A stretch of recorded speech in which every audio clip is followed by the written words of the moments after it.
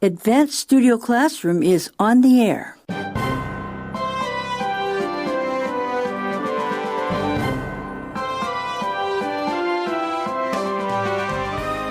Welcome to our advanced class.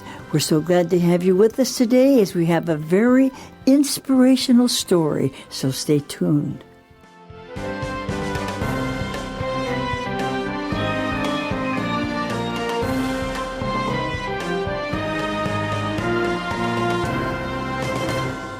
It's always nice to get together and talk about stories that are moving and are inspirations.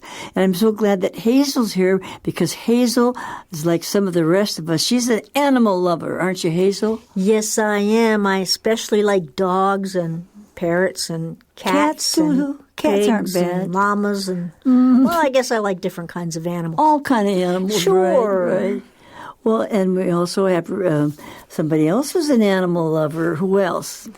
Me, Rebecca. And you like animals, don't you? I do, but I especially like cats. I have a cat myself. Actually, we have 2 cats, and she's like cats are fun, and dogs are all animals. They're really fun. Yeah, my cat is like my little baby. Oh my goodness! But anyway, the article has some very good words in it, and the article is in our magazine this month. And what page is it on? This is page 20. Okay. On page 20. And the title of the article is Abandoned Dog Seems Heaven Sent. Now, when you say that heaven sent, we have kind of a phrase that we often say. What is that phrase when things seem to be really nice that happen to us? God sent or God sends. You know, we think about God's, really loves us and He's kind. So we say, oh, that money came just in time. It was a godsend. Or the person happened. Everything. We say it's God sent. It's kind of like God is taking care of us. So that's a phrase that we use a lot, isn't it? Right. So heaven sent can mean it just seems like it's a gift from God, and often that has to do with timing. It's something wonderful. A gift happened just at the right time, and you believe that God intervened and helped with that. Just at the right time, because that's what it says, how one friendship came at just the right time. Don't you think this is going to be a very interesting article today? Yes, and I think it's going to be very inspirational. And I love inspirational articles because they always inspire me. They do, don't they? Well, Sure. Let's just read the beginning as the introduction. Let's take the very first section down through line 17, and you can read out loud with us and get ready now for this story of this abandoned dog.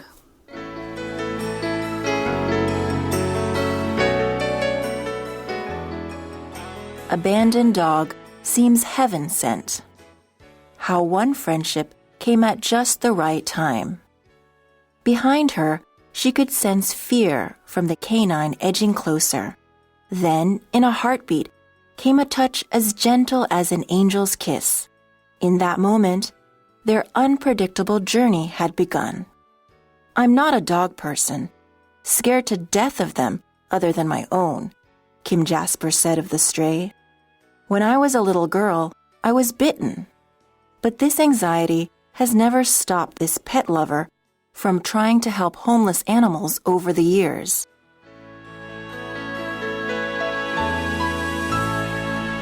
Now, we find out at the beginning this article that this girl had a little bit of fear of animals because she was bitten when she was little. Now, this happens a lot, but sometimes it's because kids go up and poke the animals, and that's why it bite them. Isn't that right sometimes? That's right. And I've met some adults that are so afraid of dogs because they said that when they were young, they were bitten by a dog. But I think a lot of dogs are friendly, and if you approach them carefully or ask the owner for permission to pet them. But I think years ago, too, there were more stray dogs, and they were afraid of people. Mm-hmm. Well, I think when they're afraid, any animal, I don't care if it's a bear or whatever it is, they don't usually want to just attack people, but they're afraid, and then they try to protect themselves. Right. And I think it's important to respect that of animals. Like, I can only use my cat as an example. She's very friendly. She's a sweet cat, but, she's scared of children. Yeah. And I they think poke at them. Right. I mean, I don't think she would necessarily ever hurt a person or hurt a child, but I do think that if they're scared of children, you need to respect that because sometimes they do things that they don't intend to do. So that's one thing for kids to learn when they're little, how to take care of their pets and to not force themselves on them, but gradually just come up. Don't go just poke them. Right. Kids like to go up and poke them somehow and hit them, don't they? They do, or sometimes they like to pull their tails or pull their ears. Animals don't usually like that. Or tease them. Yeah. Yeah, that's true. Well, so anyway, So this lady, her name is Kim Jasper. I like her name because my dog's name is Jasper. Okay. So Kim Jasper was afraid of dogs, we're going to find out, and she could sense fear because there was a canine getting closer to her, edging, slowly getting closer. Canine means dog-related, and sometimes you see a letter K with a dash and a number 9, and that's another way to write canine. They don't use that for cats, just for dogs, right? Right. Okay. It's just the terminology for that group or that set of animals, right? Right. But then in a very short time, say in a heartbeat, your heart beats very quickly, came something that kind of seemed like an angel. In other words, unexpected, right? Right, yes. It says that came a touch as gentle as an angel's kiss. Now, I really like that sentence pattern there when you're comparing one thing to something else, when you're saying that something came as gentle as an angel's kiss. So it's not actually an angel's kiss, but this just means that whatever this touch was as gentle, just like an angel's kiss. So something happened, and it's kind of like something started, and they call it unpredictable journey because she didn't know how it was going to turn out. Right. So in that moment, an unpredictable journey began, something very unexpected, something that she couldn't foresee, but it was something very special. And then what she says right off, I'm not a dog person. I kind of think she is. Maybe she doesn't realize, but she sounds to me like a dog person. Well, she's definitely a pet person, but maybe because she's afraid of dogs, because she was bitten when she was little, and so she's scared to death of them. So when you're scared to death of something, you know, it's very severe fear. Sometimes we say we're starved to death or we laughed ourselves to death. So Not that's really, but, you know. Yeah, so that's an expression that we use. So she's scared to death of something. Right. Well, it's kind of a nervousness. You said this anxiety means that you get a little upset, a little afraid when you have anxiety, right? Right. And of course, the idea here is that this person is afraid of stray dogs specifically because she does own dogs already. And she's not afraid of her own dogs, but just specifically of strays. And sometimes when she sees stray dogs, she has this anxiety that comes up inside of her, and sometimes it seems like it could actually be a little bit difficult for her to deal with because of that fear. It's because she tries to help these homeless animals, and you sometimes wonder why there's so many hopeless animals, and some of it is because some people get a pet and they don't like it and they just put it out in the street or something, and it's a big problem in the world. It is, so you shouldn't do that. You should think carefully if you're going to take a pet in, adopt a pet, or have a pet. But, you know, even though this lady Kim was scared to death, it didn't stop her from trying to help other animals that were in need. That's true. Right. So that's just kind of an introduction to this story. Now, she had to make a very concerted effort. What does that mean? Focused effort. She concentrated on it. Right. It wasn't easy, I mean, it didn't perhaps. come easy, right? Right. Yeah. She had to try very hard to get this dog to like her. And you do have to make a concerted effort with kids, with pets, and with friendships sometimes, don't you? That's right. And I would say she probably, based upon that first paragraph that we read, maybe she even had to make a concerted effort to overcome her fear and anxiety. You know, that definitely takes a lot of effort too. But she was willing to face this challenge and overcome it. So that's the story that we're going to be going on today. So get ready for the story, and let's read the rest of today's lesson on page 20.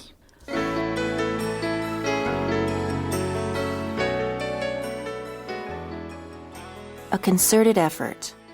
So when she noticed a weary border collie across the road from her place one summer, she thought it might be abandoned. Next morning, I went out to try to get him to come to me. It was a 100-degree-plus weekend. But he was too afraid, Kim said.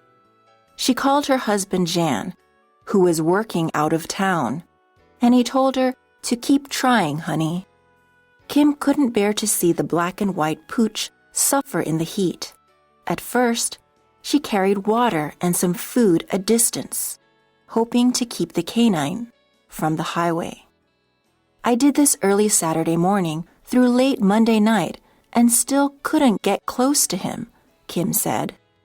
Still, the Border Collie mix cowered just shy of Kim's property. Making one final effort, the determined woman sat cross-legged on the ground, her back to the frightened dog. I sat quietly with my head down, and after about 45 minutes, I felt a breath over my right shoulder, Kim said, and he slid his head down my arm and licked my wrist. But just then, a car drove up and frightened the dog, which had been abused. The next morning, Kim again spied him. Trembling, it approached. When I brought him into the yard, and I looked in his eyes, Kim said, pausing as she remembered what felt like a heaven-sent connection, I've never seen that look in my life, and I thought, I can't move him on. So we find out that Kim noticed a weary border collie across the road, right from her place one summer, and a weary dog would be one that's tired. Maybe it's been walking or underfed and it needs to rest. Why do they call them a border collie? Well, a border collie is a breed of dog, and they're very intelligent dogs. They're usually black and white, and they can herd sheep. So they're border collie. They're very good at herding sheep, and so they might try to herd you. If they know you very well and you've got children, they might try to get the children to go in a circle by like biting at their heels a little bit, because that's what they do with sheep. It's a cute picture of them, don't you think? It's a really cute picture where it says, Kim Jasper shares a special moment with Ruckus, the border collie she rescued. And in this picture, the border collie actually looks really friendly, and it looks like he's giving her an angel's kiss. I know. It was very hot that day, so it says 100-degree plus. And he was kind of afraid to come out and sort of hiding, right?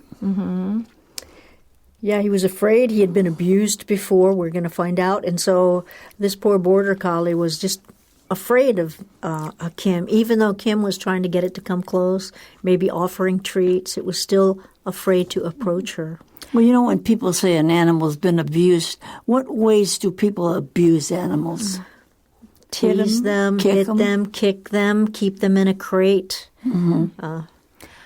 Well, I know when I was young, many, many years ago, we used to raise Dalmatians as another type of dog. And they're the type of dog that's white with the dots on them, spots on them. And we rescued an abused female Dalmatian. And what the owners used to do, it was so cruel, so cruel.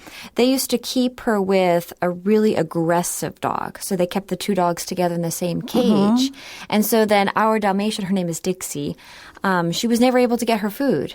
She was never able to get to the food or water because the bigger dog used to attack her if she tried to get to the food and push her away and growl at her and bite her.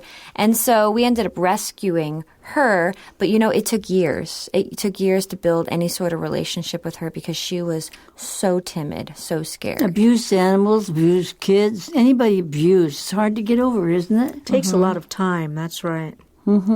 So she called her husband. So her husband didn't work in the same city. He worked out of town, right? That's right. And what did he tell her? Well, he told her, keep trying, honey. Don't give up. So she must have said she was trying to get this dog's attention and trying to get it to come over and trust her, and yet the dog refused, and so he said, don't give up. You can do it. Keep trying. So he encouraged her then. Yeah, That's he good. encouraged her. You know, that's one thing you better talk about before you get married. Do you like pets or not? Because if the husband doesn't like him, and it's kind of nice that people talk about that kind of thing before they get married sometimes. Yeah, don't you think? people can talk about a lot of things before they get married. But I mean, money's pets, one of them. But kids, money, housing, all kinds of things. Well, he was very supportive of her, and she couldn't bear to see this little dog. Now, they call him a pooch. That's kind of a slang name or something? Yeah, kind of a name. Look at that pooch. So I don't know why we call dog pooches. I'm not sure either, but we do. But she didn't want him to suffer in the heat, and so what did she do? The lesson says at first she carried water and some food a distance, hoping to keep the canine from the highway. So it sounds like perhaps her house was really close to a highway. And a highway, of course, is just a big road, and there's usually a lot of cars going back and forth. And that would scare him, and that would be, That would scare the dog, or the dog could potentially run into the highway. That's true. And if dogs get scared, they don't know where they're going, what they're doing, and they could end up getting hit by a car. So that could end up being very dangerous. Keep him out of danger then, right? Yeah, so she was hoping to keep the dog as far away from the highway as possible. And she did it very early on a Saturday morning because, there wouldn't be too much traffic. And late Monday night, and she tried to figure out a time when there wasn't too much going on the street, the traffic, don't you think? Yeah, so it sounds like she did it most of the weekend, Saturday morning through late Monday night on until Monday. She kept trying to feed this dog and give it water, but she still couldn't get close to the dog. Well, he just kind of cowered. Now, people cower, too, if they're afraid if somebody's going to hit them. Kids do, animals do. And when you cower, you just sort of, you hold yourself together and say, no, don't hit me. Yeah, maybe you lower your head. You're afraid. You show fear. All right. And she was just shy of the property. The word shy of the property means very close, not quite there, right? If you're just shy of winning a game, you almost won, but not quite. We find out here, too, something else. She calls it, or it's called a border collie mix, which means maybe it's not 100% pure border collie, but it's a mixed dog. Actually, it looks like a border collie to me. It sure does in the picture, huh? Yeah. But then she decided, well, I'm going to just try one more time. So she was very determined. And what did she do? Well, she sat down, cross-legged on the ground with her back to the frightened dog. And I think that's actually pretty important because you would think, why didn't she face the dog? Because she didn't want to scare him and she didn't want to give him any. So she was kind of being careful that she didn't frighten him, right? Right, exactly. So she could have sat down on the ground facing the dog, but I think that there was something... Maybe he would have run away or something. Yeah, I think so too, because I think that there was something really powerful, smart about, having her back toward the dog, and it kind of made the dog feel a little bit more at ease. Or maybe even a little curious. And some dogs seem to sense if you're feeling bad or have a problem. So maybe it was, are you okay? Maybe the dog would want to walk over to see if the lady was okay. Because she just sat there so quietly, and she sat there for about 45 minutes. She was very patient, wasn't she? And then what happened, Hazel? Well, she felt a breath over her right shoulder. Well, it must have been the dog, right? Yeah. And he slid his head down her arm and licked her wrist. Oh, isn't that cute? It's a big step for this dog, scared dog, right? Right, that's right. And right then, it could have been gone home with her. But then something happened. All of a sudden, a car drove up and frightened the dog. And this is where we learn the dog. The dog had been abused. And as we mentioned earlier, if dogs are abused, they tend to be more fearful. So then he ran away, so she couldn't do much then. But then the next morning, she didn't give up. At first, she said, she was going to make one last chance. But I guess she decided to do another chance. Yeah, that one last chance turned out pretty positive, except for the car driving by. Yeah. So the next morning, she spied him. A spy means you see that something. And the dog was trembling, but it approached her. So the dog fearfully approached Kim. So the dog was kind of interested in finding out about her, too, don't you think? Right. Right. And so then what happened? Well, it seems like she was able to bring the dog into her yard because it says, when I brought him into the yard and I looked in his eyes, Kim said, pausing as she remembered what felt like a heaven-sent connection. So it seemed like after she looked into the dog's eyes, there was a connection of some sort between her and the dog. And she said, well, he just seemed to be kind of like he wants to be my friend, or he really cares about me. And she said, I just can't just shoo him away and get rid of him because he really needs me. Didn't she feel like that? That's right. She had never seen a look like that in her life, and she thought, I can't move him on. And that's not a phrase we usually use, but you can imagine that she's got other animals, and maybe she'll take in an animal for a while and then find a good home for it. So I think that's what she means. She doesn't want to find another home for it. She wants to keep this dog.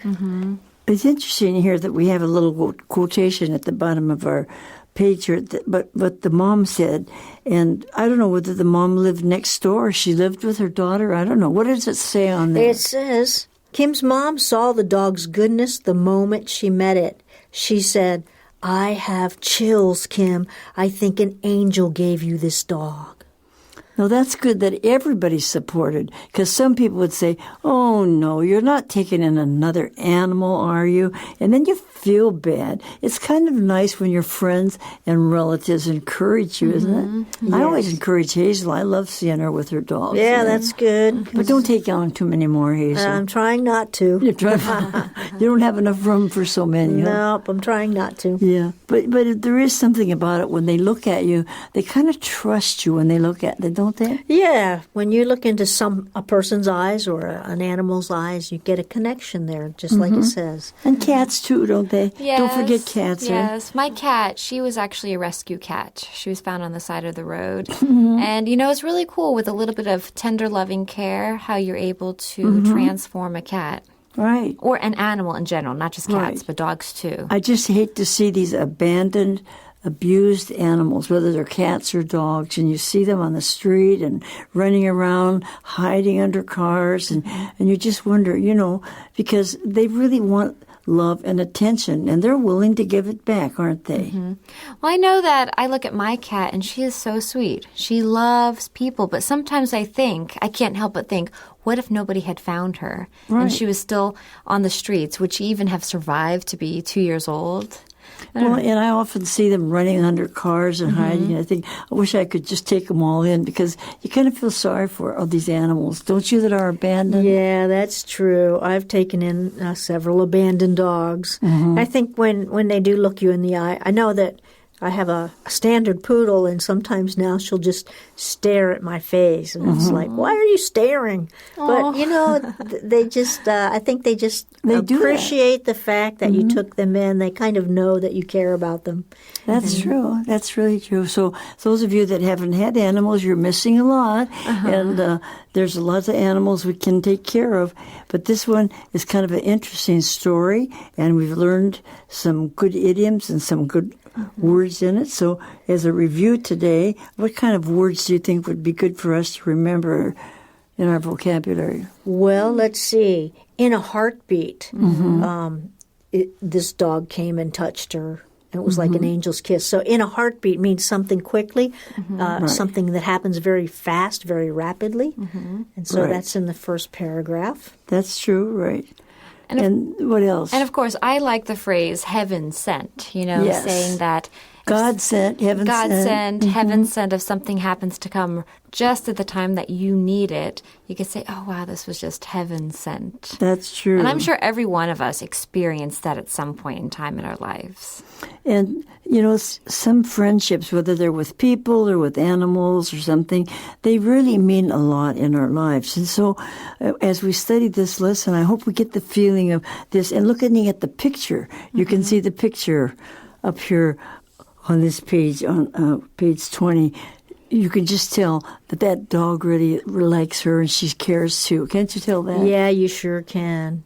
Right. Now, before you rush out to buy a border collie, don't get one for the city. Border collies are very suitable if you have a farm or a place where they can run live around. up in the mountains someplace. But they're not very suitable for apartments. Although some people have them in apartments, Yeah, but it's they're better to get they smaller love to dogs. run. Yeah. You have to go hike a lot. Or, Yeah, right. because they're used to running around after Right. sheep and herding them. So they're very, very active dogs, and they're very intelligent. They'll get bored and get into big trouble if you don't keep them active. Well, that's true with a lot of dogs. It's harder to have dogs in the city in apartments. That's why people have some of the smaller dogs that they do, and usually great big dogs. I hate to see a big dog in a cage someplace. They can't move around. They need space, don't they? Absolutely.